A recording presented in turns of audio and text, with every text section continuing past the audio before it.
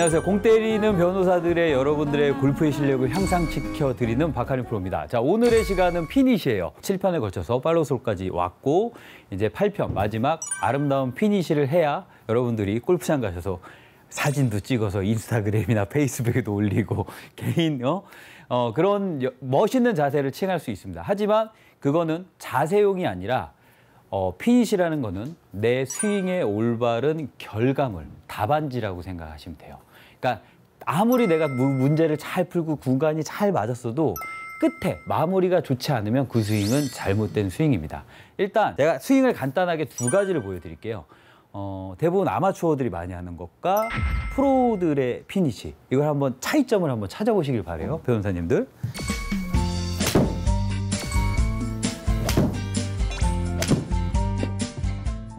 차이가 그냥 바로 나오죠. 네. 근데 두 번째 스윙 같은 경우는 많이 보지 않아요? 네, 많이 봅니다. 연습장 가도 많이 있고. 제가 하고 있네요. 내가도 하고 있고. 첫 번째 스윙과 두 번째 스윙의 차이점을 아시면 거의 한 70%는 다 끝났다고 보시면 됩니다. 네. 제가 여태까지 레슨을 정말 많이 수없이 많은 분들 해왔거든요. 피니시를 올바르게 하는 아마추어는 단 한 명도 보지 못했습니다. 그만큼 피니시가 중요하고 잘못 알고 계시는 분들이 엄청나게 많아요. 그러니까 이거에 대해서 제가 설명을 드리고 올바른 점과 잘못된 점 아시고 간단합니다. 프로들이 스윙을 하는 것 같은 경우는 이 팔로우스로우랑 전편과도 좀 연관이 돼 있어요.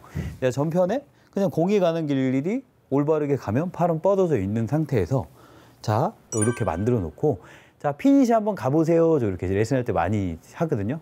자, 어떻게 가는지 알려드릴게요. 다 이렇게 가요. 되게 비슷해요. 뒤에서 보면 자, 공의 기름까지 가고 피니시 가보세요. 그러면 좀 익숙하잖아요. 그 뭐가 이상한데 내가 매일 하는 거고 나는 매일 보는 건데 뭐가 이상한 건데. 자, 그러면 프로들이 하는 거는 자, 팔로우스루까지 가고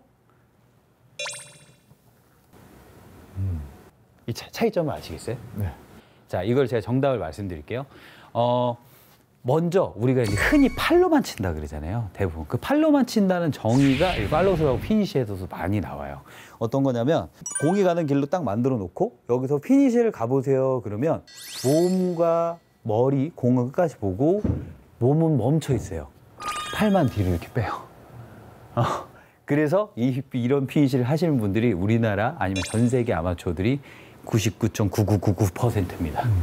이렇게 되면 옆에서 뒤에서 보면 뭔가 비슷하거든. 비슷해요. 하지만 이거는 굉장히 잘못된 겁니다. 올바른 피니시는 어떤 거냐면 팔로우스루의 길을 똑바로 간 다음에 우리가 흔히 얘기하는 뭐 배꼽이 그립을 가리켜야 되고 팔이 벗어나면 안 되고 이러잖아요. 이런 식으로 서주고 그 다음에 이렇게 이 양쪽의 팔꿈치가 내 몸통 기준으로 벗어나면 안 됩니다. 그러면 우리가 알고 있는 흔히 알고 있는 프로의 피니시가 아니잖아요. 이렇게 얘기를 해요. 자, 여기서 잘 보세요. 제 몸이 이렇게 있는 상태에서 프로들은 어깨가 회전이 훨씬 더 많이 됩니다.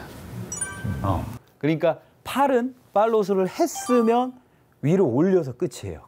내 몸을 벗어나지 않는 순간에서 여기서 끝나 있고 이 끝나 있는 상태에서 회전이 이렇게 들어가는 거예요. 이걸 좀 빠르게 들어가면 이렇게 되는 거죠. 그러니까 이거를 반대쪽으로 보여주려면 백스윙을 여기서 보여줄게요. 이렇게 이쪽으로 가서 그럼 팔은 내 몸 앞에 있죠. 이 상태에서 몸이 회전을 더 많이 합니다.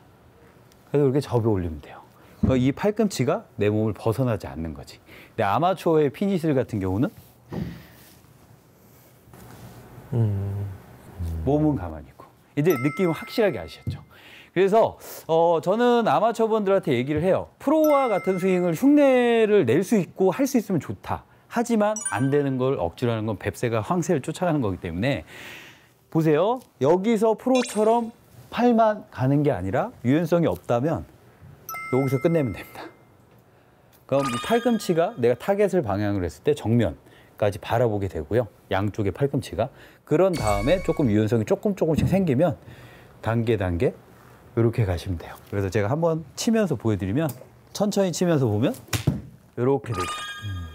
그러면 옆에서 이 팔꿈치가 뒤에서 봤을 때 이렇게 빠지지가 않거든요. 이 빠지는 것만 피니시만 올바르게 알아서 반복적으로 숙달을 하시면 팔이 이렇게 빠치거나 돌려치거나 뭐 이렇게 되거나 이런 막히는 현상들을 싹 다 고칠 수 있어요. 그리고 올바른 결과를 알기 때문에 왜냐하면은 왜 이걸 제가 처음에 시작했을 때도 말씀드리고 시작을 했냐면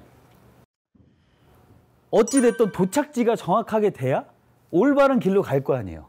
근데 나는 도착지 자체를 잘못 알고 있는 거야. 나는 지금 부산을 가야 되는데 저기 이상한 안양 이런 데 가 있어가지고 이 도착지를 거기를 부산이라고 착각을 하면 어떻게든지 잘못된 길을 찾아가는 거죠. 올바른 길을 정확하게 아셔야지 스윙에 대한 결과도 올바르게 나오는 현상들이 나옵니다. 자, 이렇게 해가지고 제가 풀스윙까지 8회에 걸쳐서 단계 빌드업을 해드렸습니다. 다음 시간 같은 경우는 뭐 다음부터는 비거리 늘리기, 숏게임, 퍼팅 여러 가지 레슨들이 있으니까 꾸준히 시청하시면 여러분들의 골프 실력은 향상되실 겁니다. 이상 박한일 프로입니다. 감사합니다. 네, 최성호 변호사님은 어떤 고민이 또 아니 근데 매해 레슨 받지 않으세요? 그러니까 그런 것 같아요. 세 번? 세 번! 같아요. 처음에만 못 받고 처음에만. 네.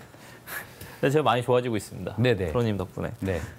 두 가지인데요. 네. 이게 아마 어느 정도 치고 나신 분들이 이제 그 문제일 것 같은데 네. 머리를 우선 뒤에 못 잡고요. 네. 못 잡는 이유에 대해서 정확하게 알아요. 근데 제가 한번 질문해요. 뭐 알잖아. 머리에 뒤가 남지 않는다.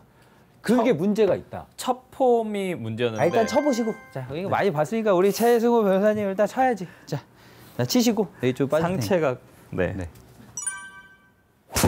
어이구. 그 밀리시네요, 볼이.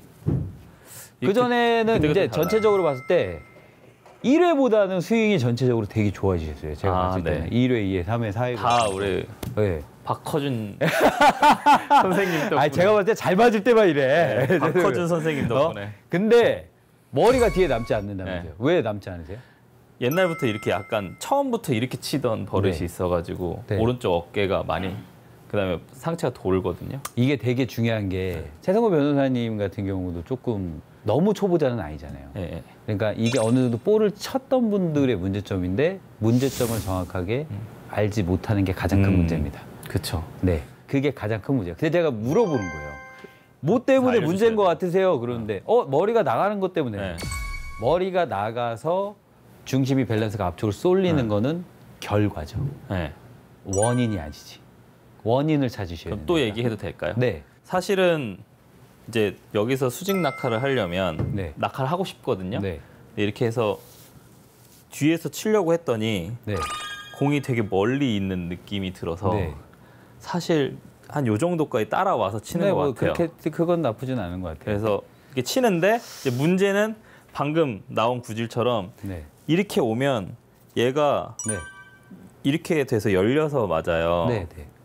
근데 저는 아까 이 타겟 방향 말씀하셨지만 이 방향으로 치고 싶으니까 이렇게 치거든요. 근데 얘가 안 돌고 자꾸 이런 볼이 나오거든요. 네, 나쁘지 않아요. 그거 여기도 겪어야 되는 괜찮아요? 문제.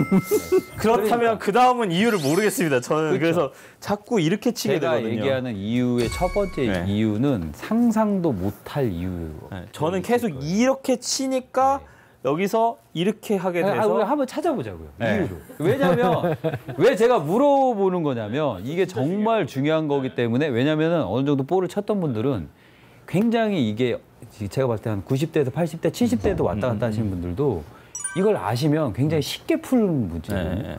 그러니까 제가 이제 한 번씩 이렇게 병 원인을 정확하게 알아야 거기에 맞는 약을 쓰면은 그냥 한 방에 해결할 수 있거든요. 근데 그 원인을 모르고 이상한 약만 계속 먹으면 부작용이 더 심한다는 거지. 그래서 대부분의 골퍼들이 맞아. 그래요. 제가 그래서 자꾸 푸시 슬라이스가 나니까 네. 백스윙을 한번 해보시면 좋을 것 같습니다. 백스윙에서 멈춰요? 그냥 치세요. 네. 그냥 한번 치시고 일단 원인을 찾도록 하겠습니다. 자, 지금은 밀렸죠. 네. 하나 더 칠게요. 푸시 슬라이스. 네. 이유를 제가 설명 안 하고 제가 먼저 이거는 네. 교정을 시켜드린 다음에 바로 가겠습니다. 괜찮아요. 푸시가 났죠? 잘 보세요.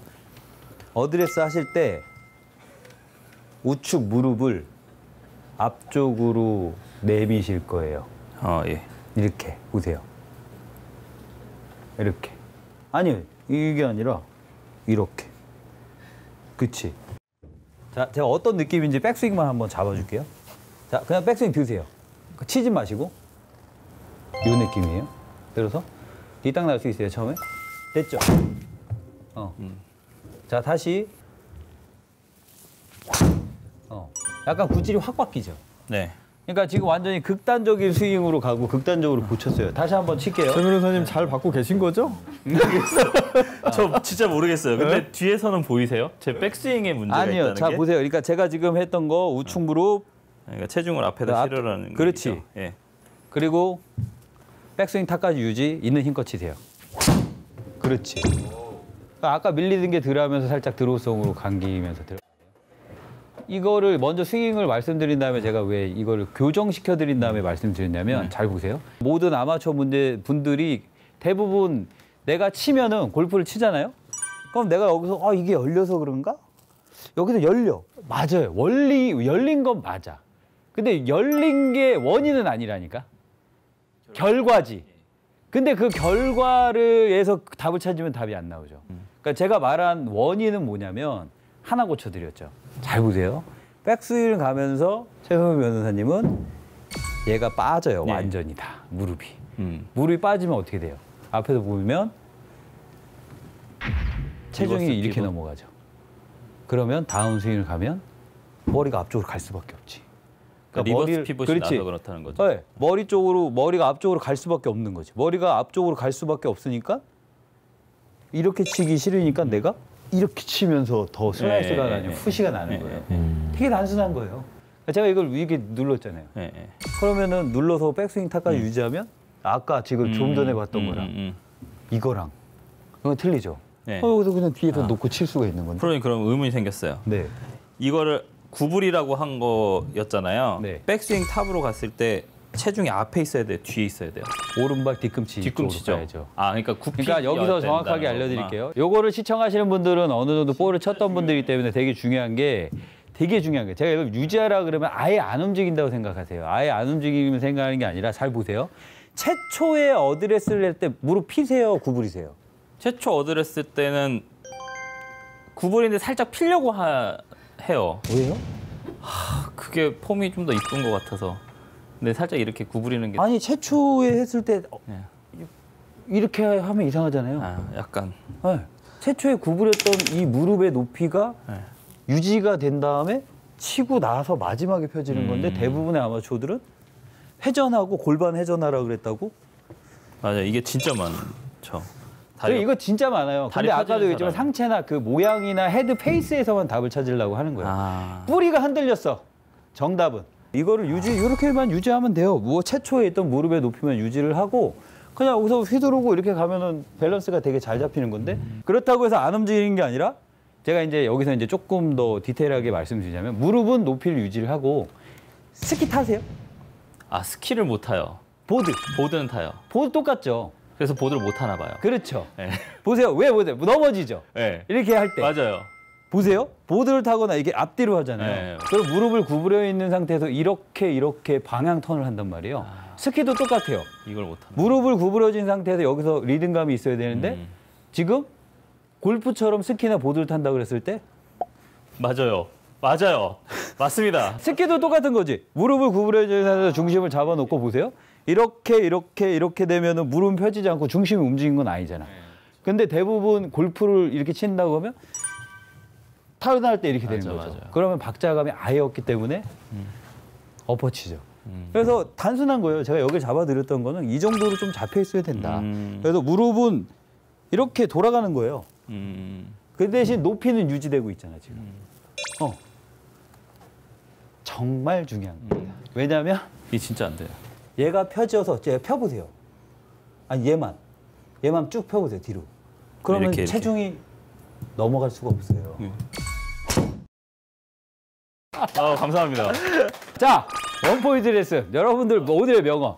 어느 정도에 대한 그 교정을 하고 싶잖아요. 이 정도면 되게 오버해서 해야 돼요. 이 정도면 됐다. 오늘도 약간 좀 같은 맥락이야. 팔도 폈다. 그런데 나는 구부린 것 같다는데 거의 안 해. 이런 느낌이 나야 돼. 그랬을 때 영상을 한번 찍어서 보세요. 내가 이 느낌이 났을 때 이 정도뿐이 안 됩니다. 그러니까 내 느낌에서 이런 느낌이 나야 딱 쳤을 때 빠지는 게 아니라 딱 이 정도 딱 잡히는 거예요. 그 정도 느낌 나세요? 박호준 선생님 감사합니다. 고생하셨습니다. 여러분들도 한번 연습해보세요. 자, 고생하셨습니다.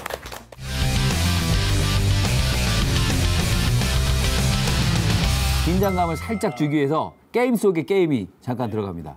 그래서 오늘 저희 특별 내돈내산 너무 옥대림 예뻐요. 변호사의 너무 이쁘죠? 너무 예쁩니다. 이거 뭐 승리팀한테도 드리겠지만 차후 몇 타 차로 승리를 할 것인지 가장 근접한 분에게 볼 요기 해알 요 한 박스 요거 드리도록 하겠습니다. 좋습니다. 박시영 변호사님이랑 같은 편을 꼭 한번 해보고 싶었어요. 1회 때 같이 촬영했었던 박시영 변호사님, 뭐 또 이제 사실 같은 편이 되고 싶어요. 회생 전문, 리커버리. 저도 좀 회생 받고 싶거든요. 아까는 반신반의 하시던데.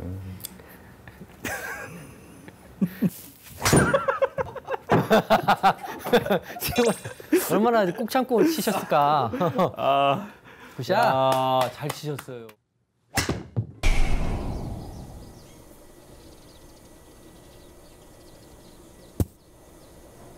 괜찮습니다. 파5입니다. 파5. 박민성님 Ready. 하세요.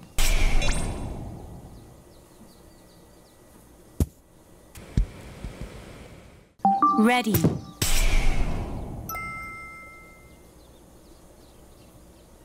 야, 잘 치네요. 박시영 변호사님. 안 돼. 안 돼. 안 돼, 투. 괜찮습니다. 괜찮습니다. 원래 이 정도는 아닌데. 그러니까 다들 이렇게 얘기하셔. 저도 처음 나왔을 때 카메라가 이렇게 돌아가니까 그렇죠. 긴장이 많이 경험을 하기가 좀 힘들죠. 저 같은 경우도 처음에 이런 방송을 처음 했을 때는 카메라 있는 데서 공치기 진짜 시합 나가는 것보다 더 긴장됐어요. 네. 왜냐하면 이게 박제될 수 있다는 그런 이 심리적 압박감. 러프에 올려야 돼요. Ready. 이야하. 근데 안 돼, 안 돼. 넘어갔어요. 올라갔어요. 최승호님 스윙 하세요. 약한가? 좋아요, 좋아요. 김지진님 퍼팅 하세요. 자, 파 찬스예요. 파 찬스 대 버디 찬스. 조금 약한 것 같긴 해요. Ready. 이야, 실수 없습니다. 실수 없습니다. 나이스 보기. 버디 되나요? 버디 되나요? 버디! 우와. 컨시타. 이번 홀은 파3홀입니다. 정말 9홀 끝나고 만약에 언더파 스코어를 끝낸다면 저희가 시즌2 때는 아마 그렇죠. 필드를 나갈 수도 있지 않을까. 그런 생각을 한번 그냥 상상만 한번 해봤습니다. Ready. 살짝 뚜껑에 맞았어요.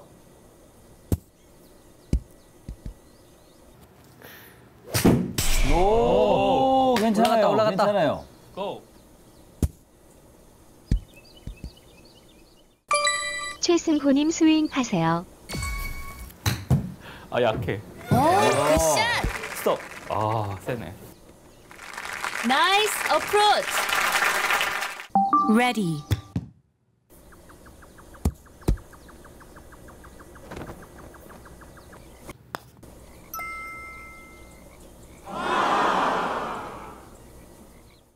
Ready. 가! 우와! 나이스. Ready. 나이스 파. 이번 홀은 파4홀입니다. 전체적으로 내리막이긴 한데 세컨샷이 티샷보다는 세컨샷이 조금 어렵죠. 비거리가 좀 많이 난다면 좀 유리할 수 있습니다. Ready. 자, 똑바로 간다. 그림이네요.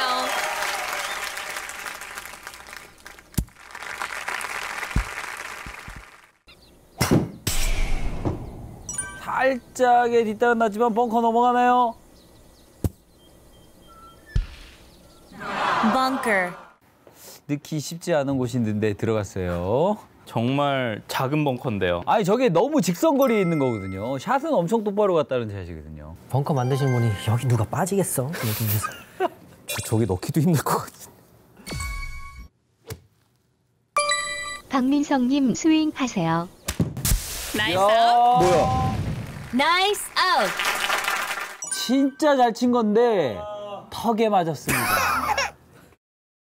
Ready. 네, 자. 굿샷.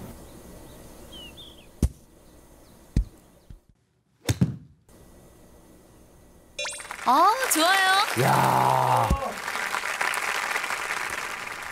나이스 온. 야 최강 조합이 조합됐어요 오늘.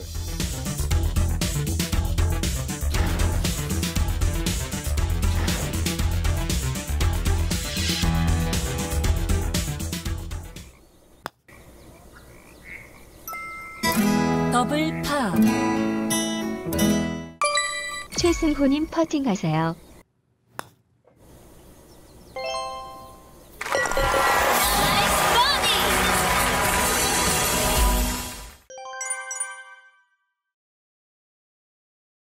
저희 핸디 쓰겠습니다. 이번 홀에서 핸디 쓰도록 아니 하겠습니다. 한참 좀 있다가 쓰지 지금. 아니에요. 자 핸디캡.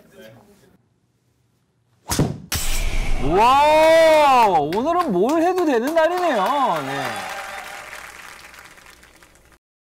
자, 분위기 전환을 위해서 네, 분위기- 핸디캡 쓰고 가겠습니다. 짜잔. 거의 안 나가겠는데. 네 그거는 네 좀 나가기 힘들죠.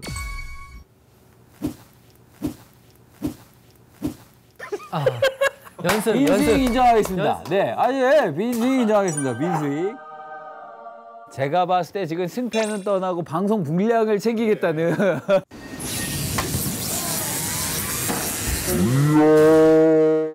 부러졌어요. 자, 비거리 23m. 부러진 거야. 떨어졌어요. Ready. 이거 좋아요, 좋아. 제가 봤을 때 김지희 변호사님 이제는 승패를 떠나서 좀 그냥 마음 놓고 즐기시면 더 안정된 플레이를 하지 않을까. Ready. 굿샷. 최승호님 스윙하세요. 첫 미스 나왔습니다. 자, Fairway. Ready.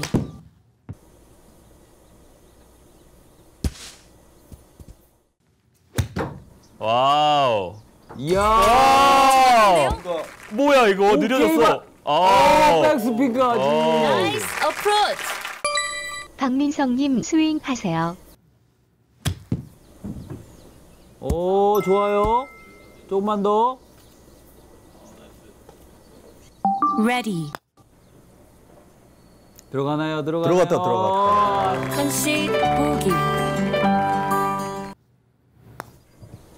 자, 들어가나요? 아유, 좀 아까웠습니다. Concede 트리플 보기.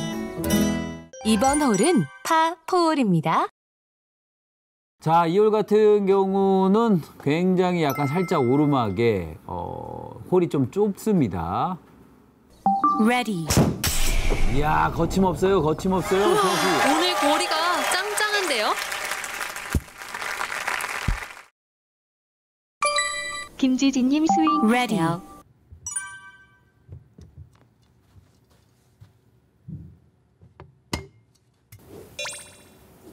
화이팅. 화이팅. 말씀하셨어. 영혼이 없네. 영혼이 털려가지고. 아이고, 멀리 거 있습니다. 어떻게? 멀리 거 한번 쓰시나요? 멀리건 한 번만. 그렇죠. 멀리 거.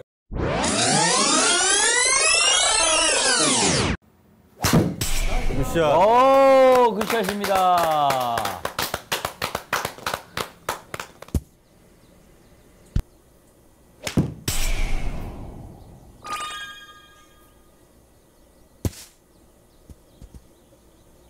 프로님이 레슨을 좀 해주시면 좋을 것 같아요. 레슨 지금보다는 지금은 멘탈을 잡아야죠.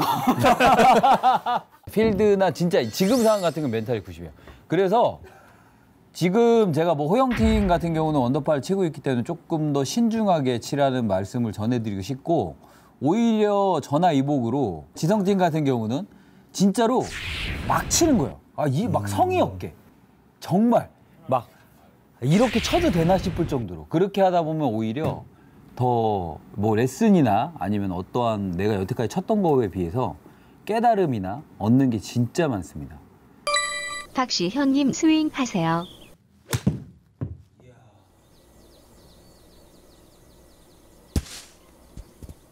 Ready. 이게 훨씬 좋잖아요. 좋다. 그렇죠. Ready. 네, 신중. 좀 길었어요. Par chance.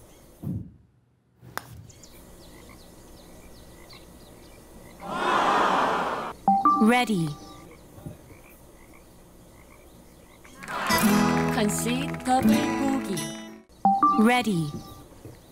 야, 이걸 팔을 하나요? 야, Concede 보기. 이번 홀은 파3홀입니다.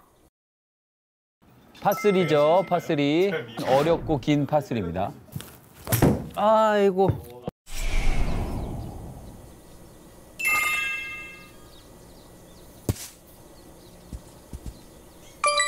박민성님 스윙하세요. 이야, 잘 쳤습니다. 오, 진짜 잘 맞았어. 잘 쳤어요. 조금 짧네요. Rough. 이 홀이 실제로 가도 진짜 어려워요. 네, 엄청 길고 그린에 올리기만 해도 성공하는 그런 홀입니다. Ready. 좋다. 좋아, 좋아, 좋아. 이야. Ready. 괜찮아요. 좋다. 똑같이 갔습니다. 조금 컸습니다. 네.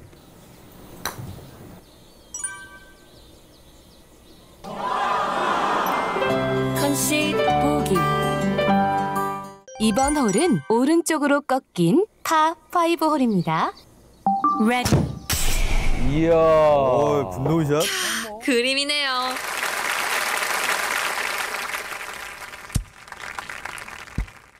Ready.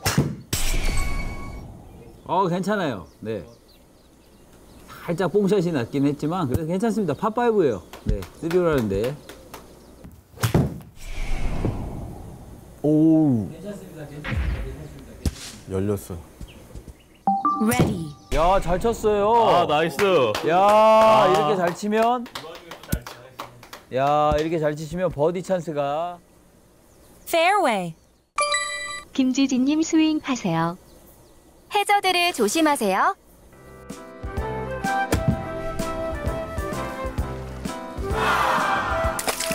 해저.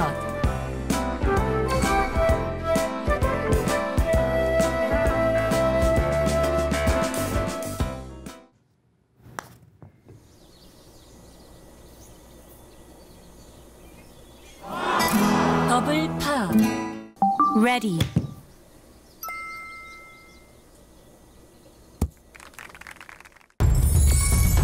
Birdie chance. 이야. 이게 무슨 일이야? 이게 무슨 일이야? 몇 미터를 넣은 거야? 이번 홀은 왼쪽으로 꺾인 파4홀입니다. Ready. 이야. 잘 치십니다. 자비가 없네요. 자비가 없어요. 하지만 벙커. Bunker. 파란 돌이 모래의 요정. 나이스.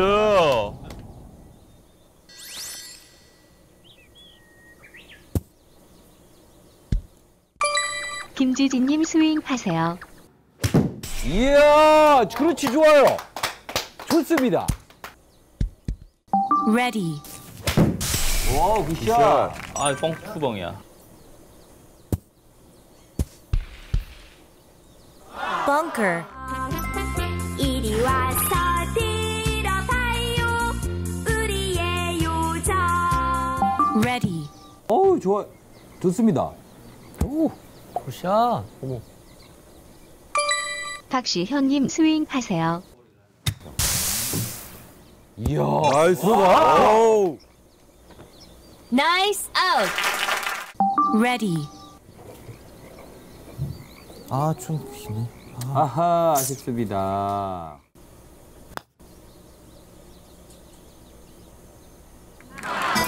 컨시 더블 보기.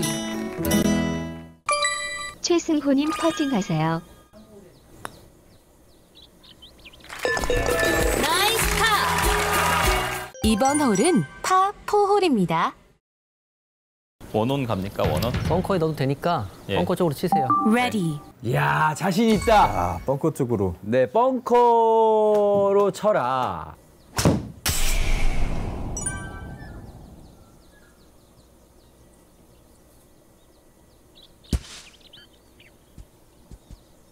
레디. 그렇지. 아이씨.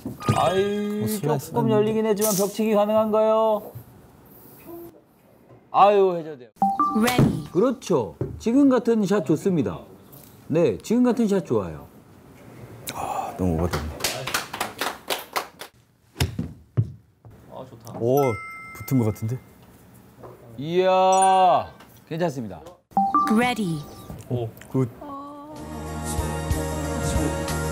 가지마 가지마 가지마. 박민성님 Ready. 스윙하세요. 아, 어이, 좋았어요. 오케이. 레디. 좋다.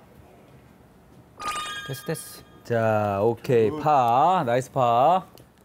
이번 홀은 파4홀입니다.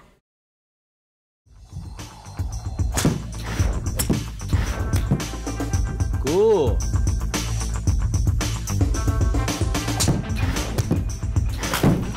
자.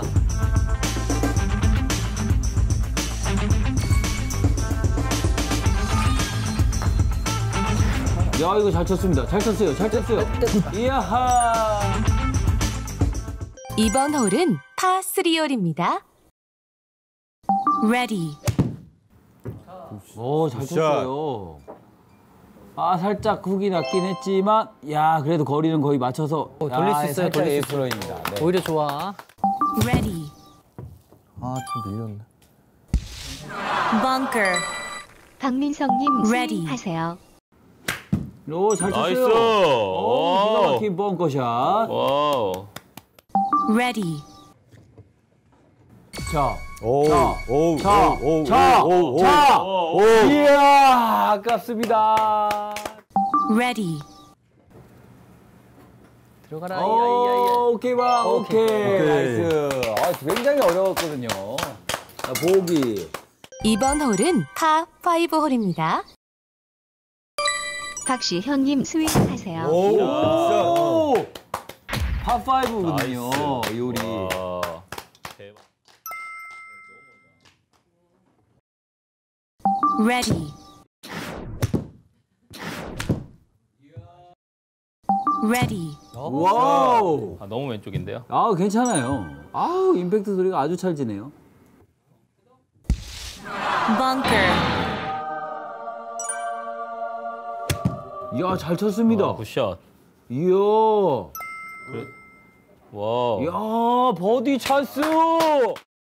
레디. 아이고, 아. 해저. 이거는 제가 봤을 땐 타수 맞히기 들어갔습니다. 레디. 잘 쳤어요. 오, 좋다. 잘 쳤어요. 오, 잘 쳤어요. 오. 오케이. 레디. 오, 약하나요? 살짝 약했어요. 아쉬워요. 자, 오늘 18홀 다 라운드를 돌아서 마쳤는데요. 어마무시한 스코어가 나왔습니다. 일단 호영팀.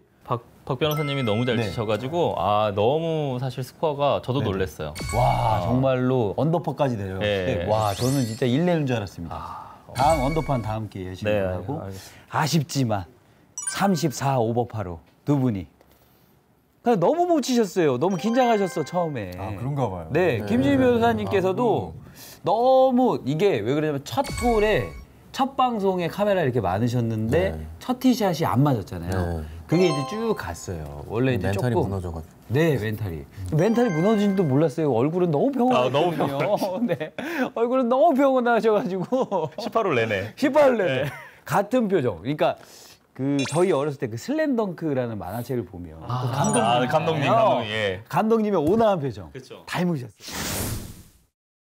너무 이렇게 온화하셔가지고 안 감독님. 네네. 안 감독님. 그래서 우리가 시작하면서 우리가 욕심이 없다. 아, 정말 욕심이 없구나.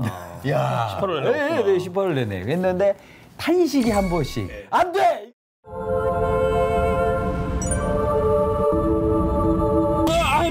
정말 안 됐을 때. 안 돼! 이 정도. 저 같으면 안 돼! 이러는데 대부분 안 돼! 이 정도로 해가지고. 잘 안 들리게. 네, 안 들리게 해가지고 저 멘탈이 살짝 안 좋으시구나. 약간 이렇게 그래도 우승팀 상품. 자, 와, 정말 제작진들이요. 진짜. 너무 이쁜 공을 했어요. 아, 이거 준비가. 네. 저도 저도 아까 봤는데. 네, 저도 너무 갖고 싶은 공인데 기념으로 자 일단은 약속. 감사합니다. 일단 최성호 변호사님, 감사합니다. 박재영 변호사님. 그리고 다음 대회 출전은 자동으로. 아유. 이거 네. 뭐 계속 출연해가지고 이거 참. 근데 제가 봤을 때 한 가지 제안을 하자면 최성호 변호사님과 박재영 변호사님이 너무 일취월장하셔가지고 만약에 두 분 같은 경우는 핸디캡을 무조건 하나 정도는 더 안고 가는 걸로 제작진들에게 제가 네네. 긴급 요청을 드리는 네. 겁니다. 알겠습니다. 떨어지라는 말씀이시죠. 그리고 너무 아쉽지만 박미선 변호사님과 또 언제 또 연락이 가실지 몰라요. 그럼요. 칼을 열심히 갈고 있으면 박지영 변호사님처럼 다시 연락 와서 오늘 너무 씁쓸하네요. 제가 표정이 애써 웃고 있지만. 근데 후반에는 그래도 좀 찾아가는 모습을 보여가지고 그렇게 나쁘진 않았거든요. 근데 이제 부담감을 떨쳐내지 못한 것 같습니다. 일본홀의 첫 방송의 첫 티샷이 망해가지고 그게 쭉 갔기 때문에. 원래 이 정도는 아닙니다. 야, 4연승이에요. 내 우측의 남자. 야, 저 이제 좀 지겨워 죽겠어요. 자, 이혼하고 싶어, 저도. 네. 항상 옆에 있습니다. 저희 사실혼 관계예요. 그러니까. 이 정도면 사실혼입니다. 재산분할만 하시면 될 것 같습니다. 네, 재산분할. 네. 근데 어떻게 좀 이렇게 또 계속 4연승을 하게 됐는데 사실 정말 사실 제가 아까도 말씀드렸지만 겸손한 편이거든요. 근데 이기는 것도 좀 지겹긴 하네요. 근데 오늘 확실히 이길 수 있었던 거는 우리 박시영 변호사님이 네네네. 정말 잘 치시고 제가 사실은 박시영 변호사님이랑 편이 되고 싶었거든요. 근데 오늘 확실히 보여주신 것 같고 그때 또 레슨을 받아가지고 네네네. 박하림 프로님 레슨을 또 어느 정도 제 걸로 만들어 왔는데 오늘 또 레슨을 또 받았잖아요. 그래서 더 날개를 달았고 또 더 발전하시겠네요. 이제는 드라이버가 유일한 약점이었다고 생각하는데 드라이버가 너무 잘 치시던데? 비거리도 들으시고. 빨리 구질도 좋아하시고. 연습장 가고 싶어요. 네. 그리고 우리의 번외 게임이 있었죠. 긴장감을 그렇죠. 들기 위해서. 자, 그래서 가장 가까운 35타를 마치신 박미선 변호사님께서는 제작진께서 따로 또 보내드린다고 하니까. 자, 이상으로 호영팀이 이겼다는 소식 전해드리면서요. 조금 멘탈이 무너지지 않게 골프를 치고 여러 가지 사건, 사고도 다 알 수 있는 그런 공 때리는 변호사 시간이었습니다.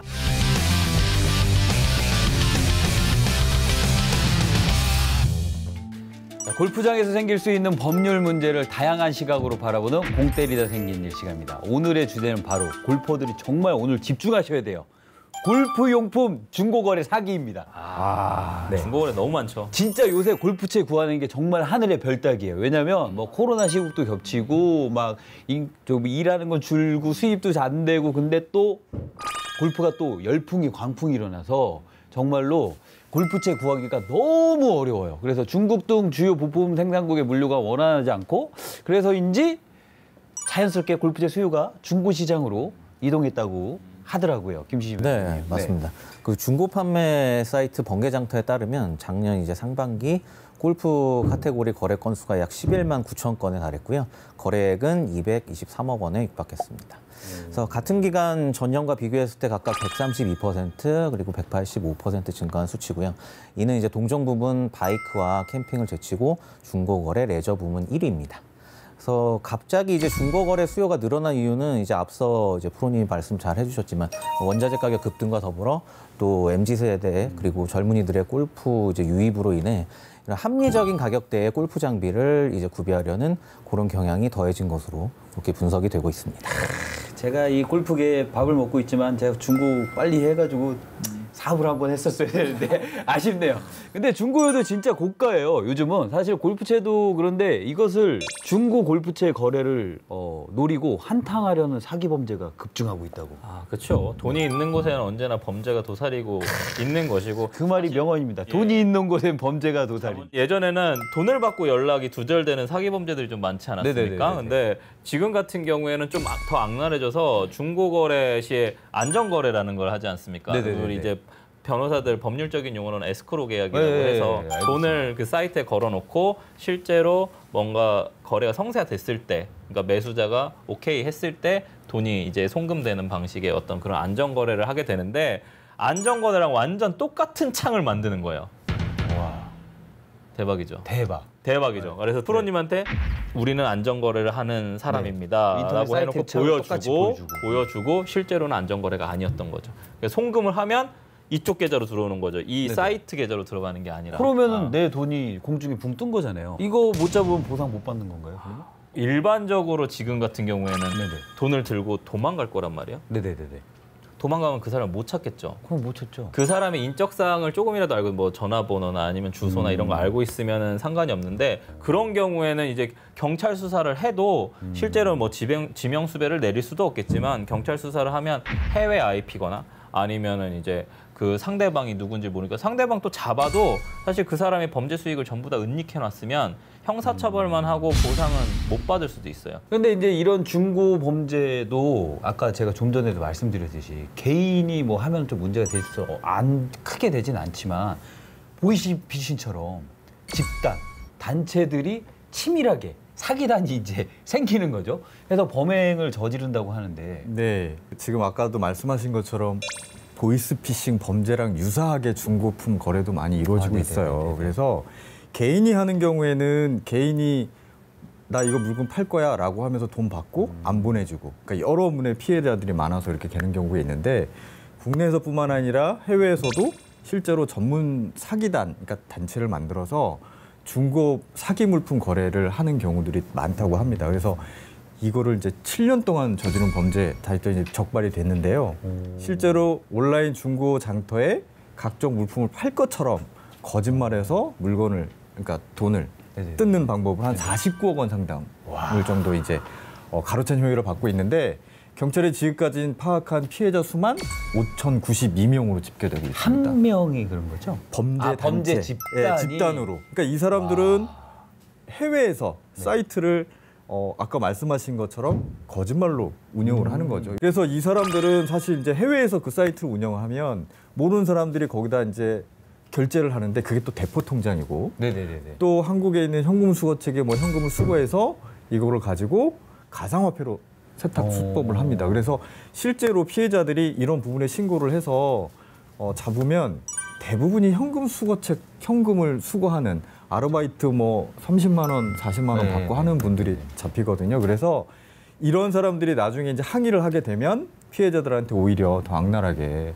나 음식을 배달하는 테러를 한다든지 너 이거 무슨 음식인 줄 알아요. 그리고 뭐 전화로 테러한다든지 협박하는 경우도 있다고 합니다. 아, 그러면은 돈 뜯는 것도 돈도 내 돈도 뜯기고 마음도 피폐해지고 이런데 또 그런 음식 테러나 아니면 전화 협박까지 해가지고 전화 협박까지 해서 이런 식으로 되면 사기죄 플러스 가중처벌 또 받을 수 있는 건가요? 예, 그럼요. 네. 개인이 그런 중고 물품 거래 사기를 하게 되면 피해자가 얼마나 많고 피해 금액이 얼마나 많은지에 따라 이제 형사처벌을 받는데 만약에 그거를 형법상 범죄 단체 조직죄라는 게 있어요. 많이 들어보셨을 텐데 어떤 그 형법상 어떤 요건 뭐 지시를 해가지고 뭐 예를 들면 인원이 10명인데 제일 위에 있고 중간책이 있고 밑에 지시하는 이런 어떤 법에서 인정하는 범죄 단체를 조직해서 중고 물품 거래 사기를 한다고 하면 범죄 단체 조직죄로 처벌하고 있습니다. 실제로 보이스피싱 범죄인 경우에서도 범죄단체 조직죄로 처벌하는 경우도 있습니다. 그러면 이게 똑같네요. 보이스피싱이나 그거는 또 거의 맞습니다. 그냥 유사한 사기입니다, 거예요. 사실. 네, 사기. 그래서 만약에 협박까지 하면 네. 협박죄가 협박죄. 더 추가가 되는 겁니다. 그래서 그 중고 거래는 정말 잘해야 될 것 같아요. 왜 그러냐면 얼마 전에 정말 인터넷상에서 화제가 됐던 괴담처럼 들렸던 그런 사건이 하나 있었는데 특정 물품 나눔이라는 글을 올린 뒤 정해진 시간에 찾아온 거를 그러니까 제가 만약에 특정 물품을 나눠드리겠습니다 이렇게 한 거예요. 그러니까 제가 남자죠. 네. 예를 들자면 이렇게 해서 나눔이라는 것을 되게 무료로 드린다 이렇게 했는데 여성이 연락이 와서 저 이거 제가 받겠습니다 이렇게 했는데 조건이 뭐냐면 특정한 시간에 특정한 장소로 나와라. 약간 이렇게 된 거예요. 그래서 이제 혼자 나와라 이렇게 약간 이런 식으로 느낌이 무서운데요. 이상해서 무서운데요. 예, 그 여성분은 남편과 같이 나간 거예요. 그러니까 남편과 같이 나갔는데 그러니까 갑자기 약속이 이제 여기서 지켜보고 있었나 보죠. 그러니까 취소가 된 거예요. 그래서 왜 안 나오셨냐 뭐 이런 식으로 됐더니 그러면 다시 이렇게 혼자 오셔라 다시 약속을 잡은 거예요. 그래서 여성분이 또 너무 의심되고 이상하니까 남편만 보낸 거야. 자기가 안 가고. 네. 그랬더니 이제 그분 같은 경우는 거의 안 나오고 거래가 이제 불발됐다고 해요. 근데 만약에 여성분 혼자 나갔어 봐. 그럼 거기서 끔찍합니다. 이제 범죄나 생각하기도 싫은 일이 일어날 수 있죠. 와, 진짜 목적성이 섬뜩합니다. 뭔가 있어 보이네요. 그러니까요. 그래서 이렇게 중고 거래에서 여성을 노린 범죄자가 굉장히 많다고. 김신혜 네, 변호사님. 맞습니다. 말씀 잘 해주셨지만 실제로 이제 중고 거래를 좀 빙자해서 네네네. 이렇게 이제 이성에 접근하려는 요즘 이런 시도들이 좀 많이 이제 행해지고 있는데 그 중고 거래가 위험한 이유 중에 하나가 이제 이런 무심결에 내 정보들이 이제 많이 이제 노출이 되는 겁니다. 거래를 하다 보면 전화번호는 기본이고 내가 어디 사는지 뭐 이런 것들이 노출이 될 수가 있는데 요즘에 특히 이제 문고리 거래라고 해갖고 이제 집 앞에서도 거래를 많이 하게 되는데 그럼 일단 본인이 이제 어디 사는지도 알려지게 되고 또 혼자 사는지 또 이제 내가 이제 여성인지 남성인지 성별에 대한 정보도 노출되기가 굉장히 쉽습니다. 그래서 이런 거를 앞에 말씀드렸듯이 막용하는 범죄들이 늘고 있는 추세인데 그 얼마 전에 이제 부산에서 발생한 이제 살인 사건이 이제 하나의 예가 될 수 있는데 그 시작이 이제 중고거래에서 이제 시작됐습니다. 그래서 혼자 살던 여성이 이제 본인 이제 이사 준비하면서 중고거래 사이트에다가 이제 가구 같은 거를 이제 처분하기 위해서 이제 매물로 이렇게 내놨는데 그런 이제 가구 상태를 확인하고 싶다 이렇게 해서 20대 남성의 연락을 받고 20대 남성 연락을 받고 이제 방문을 해라 이렇게 허락을 해줬다고 해요. 이제 보통 이제 가구 같은 걸 처분하려면 한번 보고 이제 사니까. 그렇죠. 집을 방문을 해야 네, 방문해서 이제 확인을 해야 되니까. 그래서 집이 이제 노출이 된 거죠. 네, 그래서 이제 집에 들어간 남성이 이제 그 여성분을 이제 둔기로 내리쳐서 살해한 끔찍한 이런 사건이었는데, 근데 이 남성분이 얼마나 이제 치밀하게 범죄를 시행을 했냐면 이 물건을 처음에 이제 물건을 내놓는다 이걸 접한 이후에 이제 피해자 집을 이제 한번 찾아가서 우선 이제 혼자 사는 여자다. 이걸 이제 먼저 확인을 사전에 했고, 그 다음 날 바로 그 다음 날에 가구 크기를 또 측정해야 된다. 이런 이유를 대면 방문해서 장소 내부를 또 한번 살폈습니다, 남자가. 네, 그리고 나서 1시간 뒤에 재방문을 해서 이런 끔찍한 범행을 저지른 건데, 그리고 살해 전에 이제 피의자 통장 비밀번호를 알아낸 뒤에 그다음 피의자를 또 살해했고, 그리고 스스로 이제 목을 매 숨진 것처럼 이제 위장까지 이제 했다고 해요. 그래서 정말 이제 악랄한 네네네네. 그런 범죄인 정말 것 악랄하네요. 같고, 이제 이거는. 해당 남성은 이제 현재는 무기징역을 선고받고 복역 중에 있습니다. 이런 내용을 보면 화가 너무 많이 나요. 진짜 너무 화나는데요. 그런데 가구 때문에 집을 노출해 했지만 사실 중고거래 시에 전화번호, 계좌번호, 그리고 사는 지역, 동네 정도만 알아도 다 노출되는 거잖아요. 요즘 뭐 당땡마켓 이런 거 다 네. 근처잖아요. 네, 집 맞아요. 근처에. 네, 그러니까 정말 주의해서 거래해야 될 것 같습니다. 그리고 중고거래 사기에서 돈을 떼이는 것도 문제지만 이런 경우가 굉장히 많다고 해요. 진짜인지 알고 중고거래를 했는데 우리 일명 짭퉁, 가짜를 뭐 이렇게 진짜인 것처럼 파는 경우가 굉장히 많다고 그래요. 그러니까 이런 경우에는 환불이나 보상을 받을 수 있는 건가요? 박시영 변호사님? 네, 당연히 진품이라고 내놨는데 가품에 해당하면 환불이나 배상을 청구할 수 있습니다. 최근에도 뉴스에도 나온 것 같아요. 명품인데 네. 나중에 알고 보니 가짜 짝퉁을 판 거예요. 그래서 진짜 같은 가품 너무 많고 네. 골프웨어나 골프용품도 그런 게 많잖아요. 골프채도 가짜 클럽 너무 많습니다.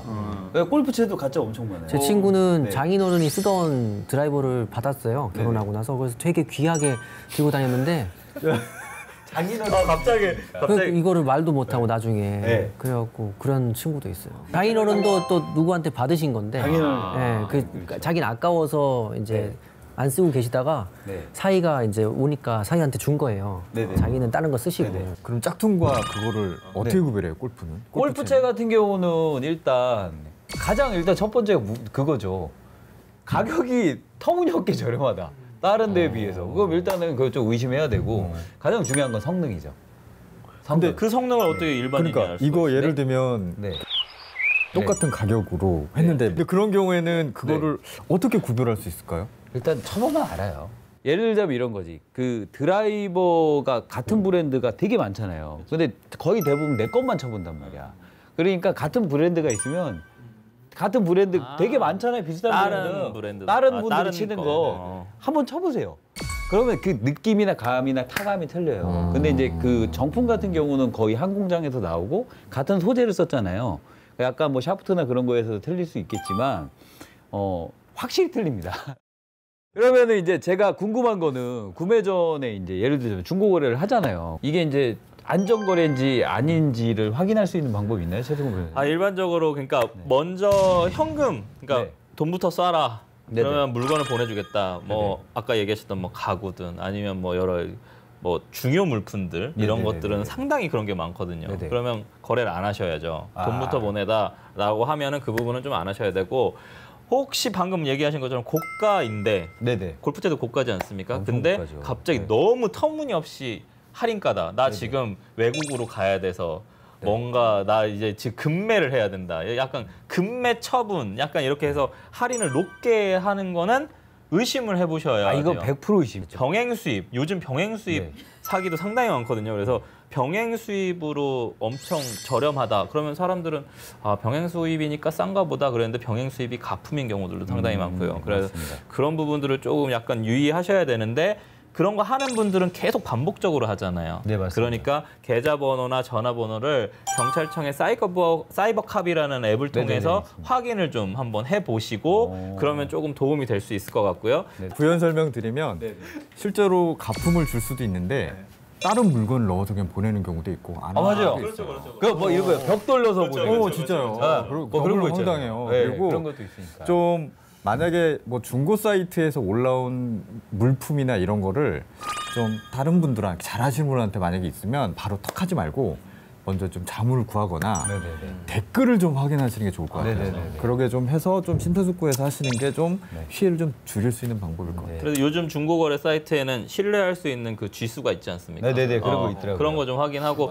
저는 에스크로가 무조건 제일 좋다고 생각을 에스크로. 해요. 에스크로 네네. 계약을 하시는 안전거래요. 네. 여기 제일 좋다고 생각합니다. 뭐 제가 생각했을 때는 싼 게 빚이 떡이다. 근데 싼 건 없습니다. 그러니까 제가 주고 너무 싸면 의심해야 되고 중고거래 같은 경우도 저희가 사건 사고도 오늘 많이 들었고 뭐 너무 가볍게 생각할 수 있어요. 그러니까 꽁돈 생기는 것 같아요. 막 저렴하게 생기는 것 같고. 그러니까 너무 싸게 살려고 하지 마시고 무심결에 또 내 아의 정보가 너무 많이 유출되고 할수가 뭐 범죄에 노출될 수도 있잖아요. 그러니까 유의해서 거래하실 것을 당부드립니다. 공 때리다 생긴 일 다음 시간에도 기대해 주세요. 감사합니다. 법원에서는 속 시원한 사이다 변호사지만 필드에서는 속이 턱턱 막히는 플레이로 고민이 많으시다고요. 걱정 마세요. 공 때리는 변호사에 오시면 오늘 잘 친 공, 5잘공의 연속을 느껴볼 수 있습니다. 그럼 다음에도 때려봐요. 공 때리는 변호사들! 네, 김지휘 변호사님께서는 오늘 어떠십니까? 저도 뭐 멘탈이 무너져서 되게 약간 죄송스럽기도 하고 근데 저도 열심히 연습을 해서 또 기회가 된다면 이런 것도 멋진 모습을 보여드리겠습니다. 오늘 김지준 변호사님이랑 편을 먹고 이렇게 했는데 아마 김지준 변호사님 너무 힘드셨을 거예요. 그러니까 저도 많이 그랬는데 다음에는 혹시 기회가 있다고 하면 같이 한번 붙어서 또 열심히 해보겠습니다.